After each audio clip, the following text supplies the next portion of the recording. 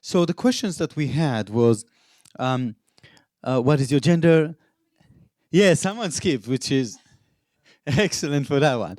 So we have a ratio of 70% male and 30% women in our dreams in our industry. The next question: did you start your career in the field of information security? And that's quite staggering. Most of the people didn't, and it has nothing to do with male and female. That's actually quite a big thing. So the majority of the people in this room didn't start in information security. Next question was, did any of your parents have a career related to science, technology, engineering, mathematics? Sarah would like this one. There is 60-40%, which is quite interesting because based on the research that we've seen, it's not the same for a bigger amount, right? My survey came back about 28 to leaves out of 100. Thank you. And another bigger survey of about 4,000 professional women in security came back about 51-48. Oh. So this is somewhere between the two. Yeah, so that's statistically we're okay. Well, I don't know statistics a lot. Next question: do you currently work or had a chance to work with information security female professional? That's a lot, which is quite interesting. So 70% of us have worked with females. Actually, I want to say one thing which is quite interesting about ING. When I came here, there were, just before I came here, there were in a team of 4 people, 2 women. That's a lot. That's a lot. It's a very, very blessed environment to work in. And what areas of information security do you think women can contribute most? That's interesting. Governance, quite a lot. The strongest one, all of the above. Red team activities, none. Maybe, I think, no, there's 0 over there. Maybe 1, even so. So red team activities, those are the more aggressive penetration and more attack related. And I think it relates to the perception of reality that we have, and also probably to the nature of how women would perceive. So I think that one is there. There was one person who was supposed to be here, and then she decided she didn't manage to come. She was one of the person that, if anybody saw Panorama a few weeks ago, how you can hack your information, and there was a team of 4 young people, and 2 of them were women, and they were hackers. And I know quite a few hacker women who are quite good at that one, and they can be aggressively. They can kick the hell out of most men, and so I think it's a perception thing. I have experienced I met a lot of very good migrants. So last one. Do you believe that more women in the profession would change fundamentally our work? Yes, huge majority. No, small one. Will not change anything, 10%, and not sure, 20%. And I think by that we finish up this part. So you already met 2 people here, and let me introduce Sarah Clark, who's incredibly talented writer, and I'm very, very happy that she came here. And Carla, do you want to introduce yourself a little bit? Yes, so I run the recruitment company Beecham Adden that hopefully all of you will know about. So I'm not as intelligent as these ladies next to me, but I have, I think, a good perspective on what women are doing with their careers in cyber at the moment. So as you can see, I came up with a long list. Lost it. So I think what I would start is probably with Carla, if you don't mind. Carla, can you tell us, if you can, based on your experience, when women comes to you or they come, how much do you think is it easier to be a woman in finding a job in information security than men? And how many women is it allow them? Is it a stepping stone, or actually makes them the fact that they're women, it helps them to progress to second interview, third interview, or is actually a blocking element from your experience? For us, overwhelmingly, being female means that you will get a job offer quicker and actually at a higher salary rate than men. So on average in the past year, we've seen about a 30% increase in salaries for women compared to men. So you're getting paid more and you're getting job offers quicker. Yeah. I think that Maybe that was the not sure answer. Yeah. Companies are coming to us saying we want to increase the amount of women in our teams. So companies want to rectify the gender imbalance, and I think they're proactive in hiring and making job offers to women to do that.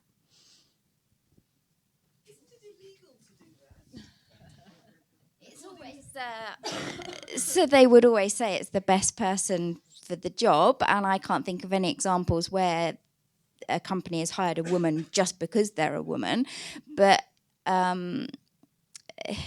and yeah, it's a bit of a grey area, but they are more and more talking about how they want to improve their gender diversity. So I would say our top 3 clients have all put together strategies on how they want to do that in as recently as the past month. Sorry, pardon. In the 70s and 80s, football in this country, you know, if you attended football, it was a dangerous thing to do. People were actually dying out there, you know. And I'm not just talking about Highsville and Bradford and Hillsborough, the big ones. There was the odd person being stabbed here, the odd person that would be crushed there, and it was happening on a regular basis. And one of the things that, you know, it looked like an intractable problem.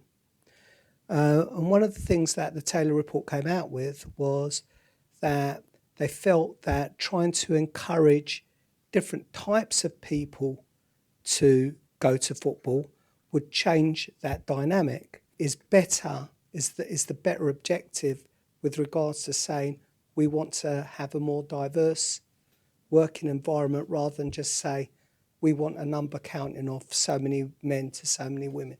Okay, so you're saying it shouldn't be about having token women. It should be about having women because we think they will add value. Well, I agree. I'm sure most people in the room would agree. You know, I think I already said, you know, I recruited one woman and she claimed, and I would agree with her, and every guy in the team, there were 20 guys that also agreed that she was worth 5 of them. So, you know, there's a lot of women out there that have a lot of talent, and it's just a matter of finding them and putting them in the right places so that they're not discriminated against. And yeah, there is a little bit of positive discrimination now. I did a bit of more general research into gender diversity and what some of the blockages might be. And one of the studies from Sarah Jane Leslie et al. Was finding that how we sell our trade is one of the biggest issues. She looked at the number of PhDs in STEM fields, and the number of PhDs correlated with women being in the 20% bracket for the more scientific subjects, most strongly with discipline-specific perceptions of ability required. When we sell things as being innate, ingrained, you just have to be good at it, versus you can work at it, you can learn it. It's not rocket science. There are some aptitudes that are going to help you. Then it attracts more women. That's the strongest correlation with women being underrepresented among the top qualified sectors of a lot of STEM fields that they researched. And thinking back, I was a late entrant to security, to IT. I had a business degree. I did customer services. I loved the idea of IT. I mucked about on my computer. I broke it, so I fixed it. Didn't know any other women who were doing that. But I got employed on the basis of no experience, but potential by a help desk, and worked my way through. But before that, I felt very much that the career choice had been closed to me because guys who were coding in their bedrooms before their voices broke had already got the foot ahead of me. So I think we need more environments where it isn't sold as needing advanced computer skills to get advanced computing skills. And that's just my opinion, but I think it's backed up by a fair amount of research as well.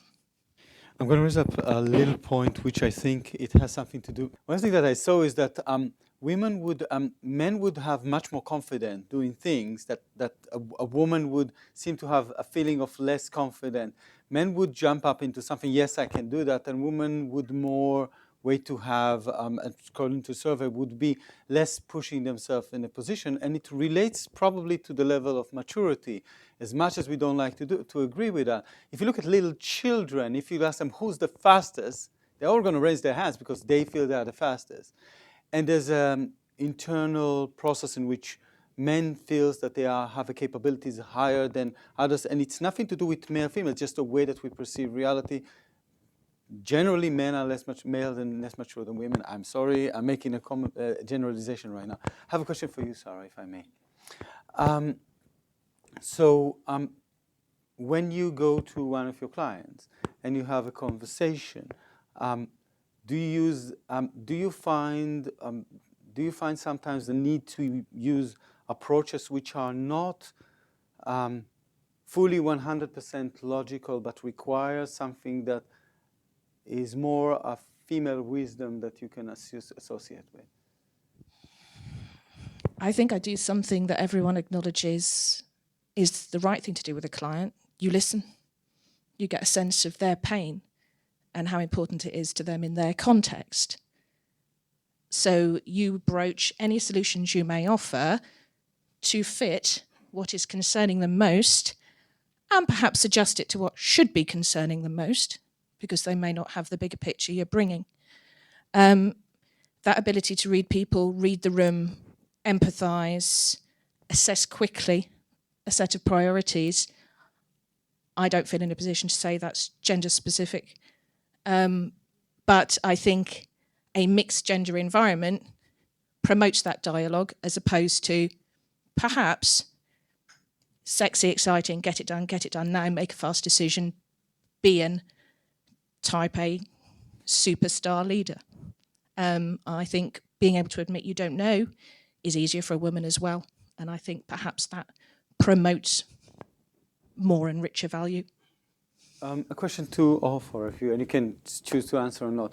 Do you think women can sell information security better than men to management?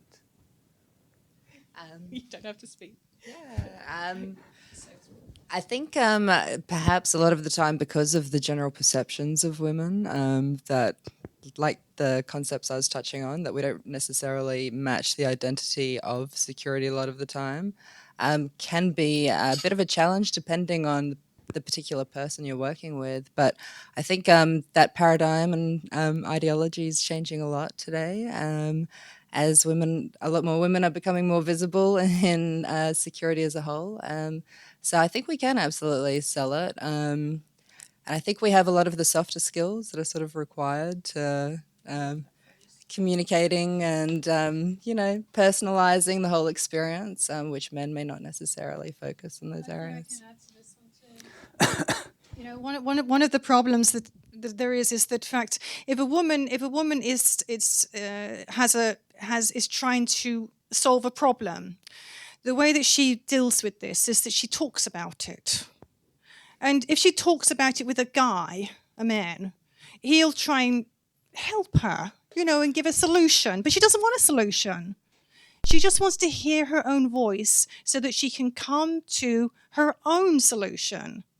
And this is feedback I got from one girl that was reporting to me. She said, the great thing is, Karen, is that I can come into you and I already know the answer when I come in, but I need to talk about it, and you just sit and listen and say the right things. And then suddenly I think, ping, I've got the answer. Now, the problem is that it may be in a meeting or in a room, a woman may be perceived as being weak because she doesn't know the answer, and she needs to go through this process. And the guys are trying to find a solution. Now, in a client meeting or in a board meeting where you're talking to management, I would say this is a great advantage because a woman is sitting there and she is open to listening to what the customer wants, for example.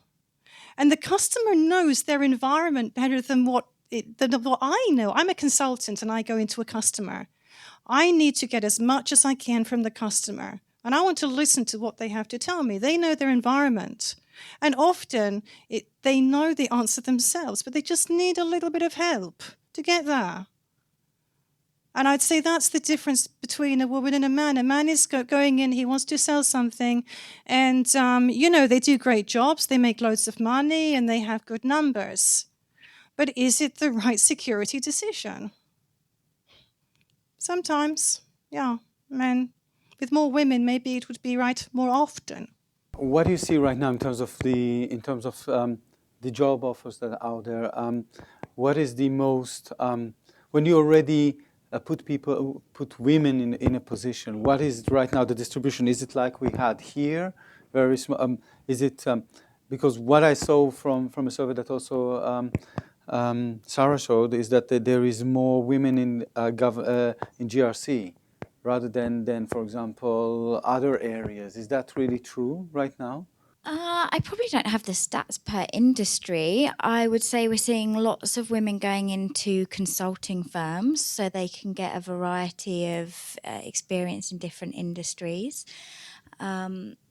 We're seeing a lot of women coming from outside of security disciplines as well. So they're coming from maybe a project management background or a sales background and then moving into security. So we're seeing people who are bringing different skills into the industry.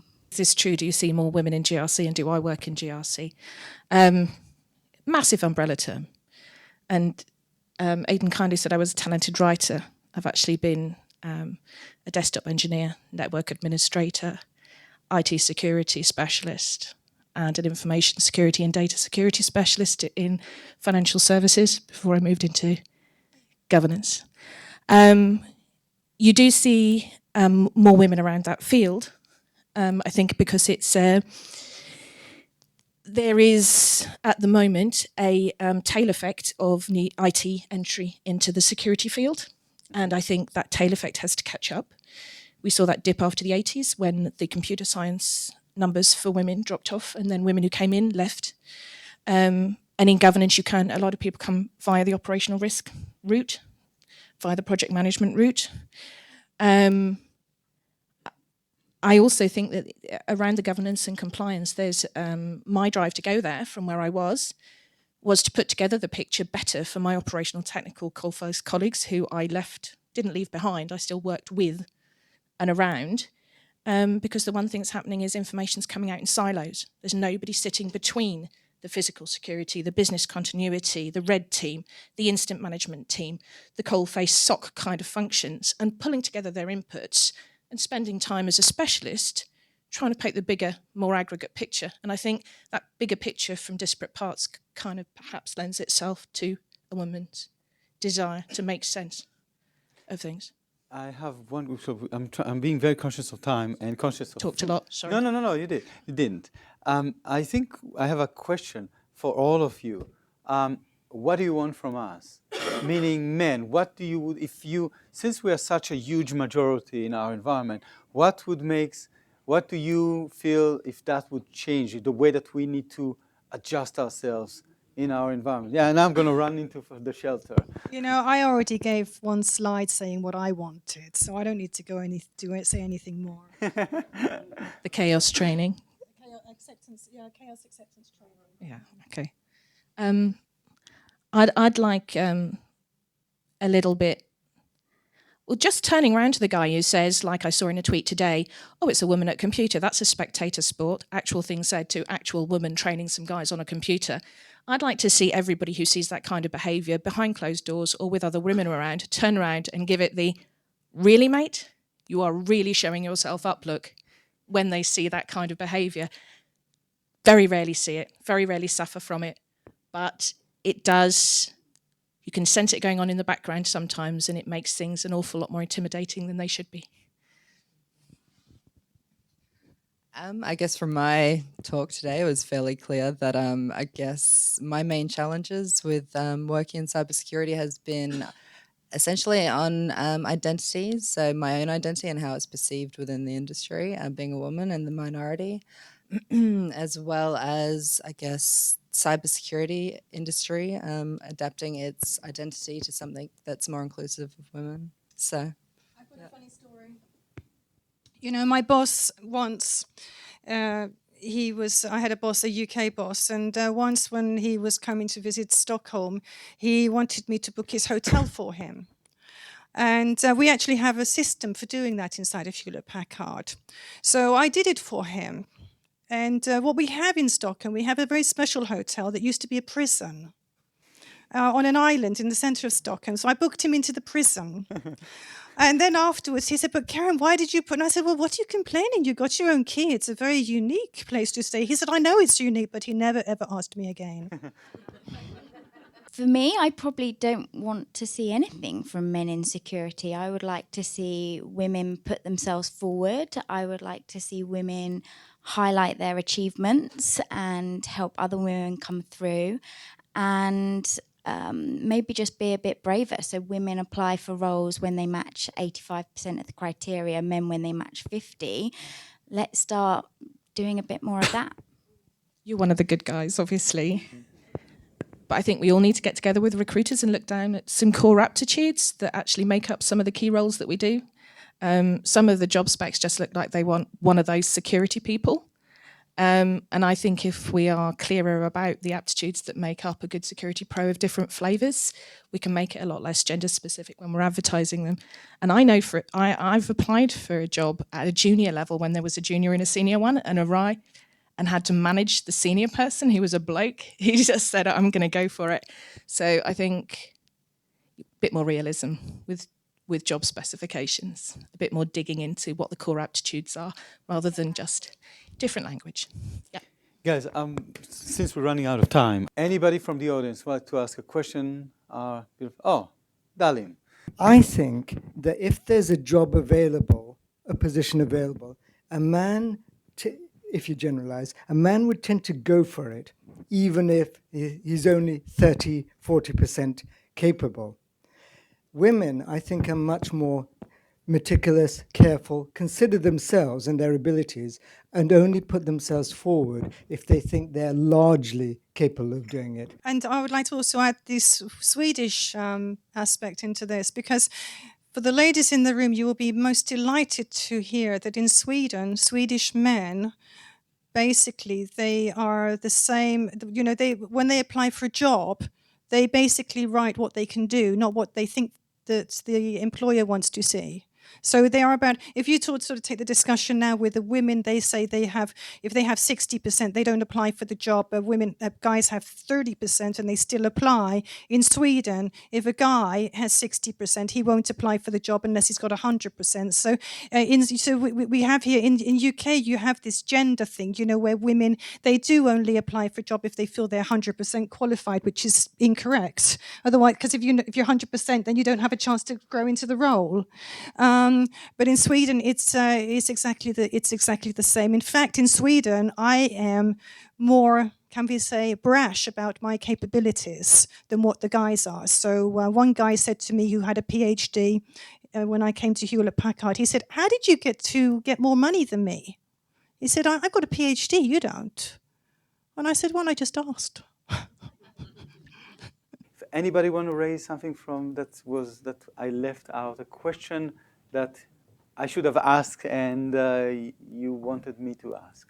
There was one suggestion from a lady called Cheryl Biswas, who's a very technical, very knowledgeable, very empathetic security professional who came to the trade very late as a woman. She's suggesting perhaps we can reach out to women who are older and show them that there's an entry into the trade as well. Because if the millennials aren't biting, why don't we seek to benefit from all the experience of women who perhaps haven't had an opportunity so far to think about it as a career? So I can point people to that afterwards if you want to support her with that suggestion, if you think it's a good one. And by that, thank you very much. Just to thank everyone.